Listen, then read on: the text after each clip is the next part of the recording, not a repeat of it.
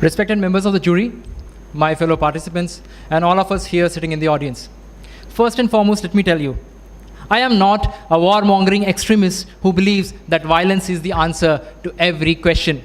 I think that's exactly what my opponents are trying to paint against everybody who's standing on this side of the stage today. Take, for example, the case of Israel.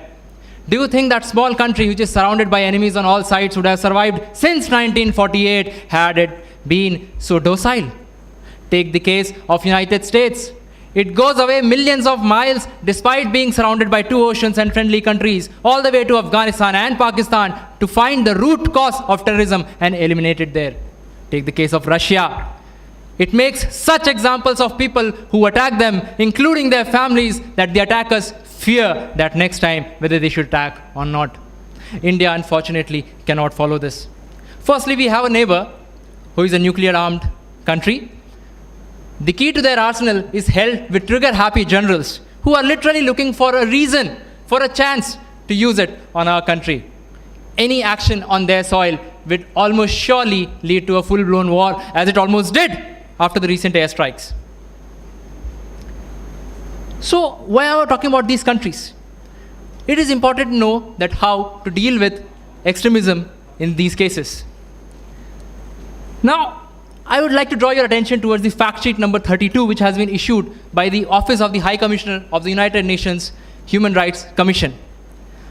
In 1994, the General Assembly there had a declaration wherein they defined terrorism, in which they have said that terrorism is also all those criminal acts which are designed to provoke or incite terror in the public for political reasons.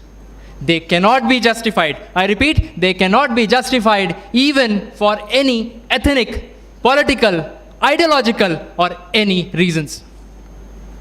Now, gentlemen, the people that we deal with every day, for example, in Jammu and Kashmir, they burn buses. They force innocent school children to join their causes.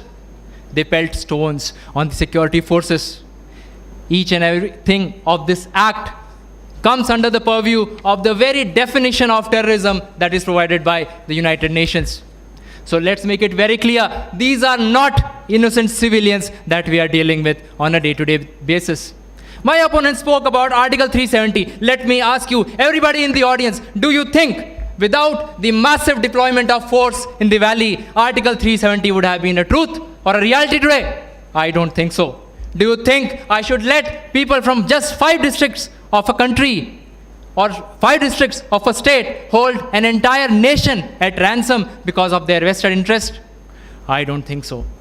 I ask the audience today, you tell me, as a company commander who has the responsibility of nearly 120 men under me, what answer do I give to the mother who asked me that why did I allow her child to be murdered by angry protesters?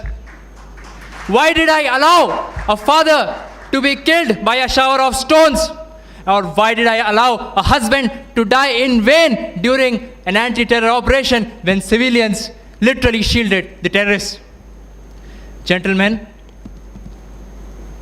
the most important thing is everybody has got human rights, and that includes everybody who is in this uniform. Do you think that the day I wore this uniform, I let go of my human rights? I don't think so. I ask you, where were the human rights, or what human rights, you tell me, were Lieutenant Umar Fayaz and Rifleman Aurangzeb violating when they were abducted while on leave and brutally murdered, and their videos posted all over the internet for the world to watch? Gentlemen, I think we cannot talk about justice and human rights to a set of people who have been so deeply and so precariously indoctrinated due to religious extremism that logic and reason does not apply to them anymore.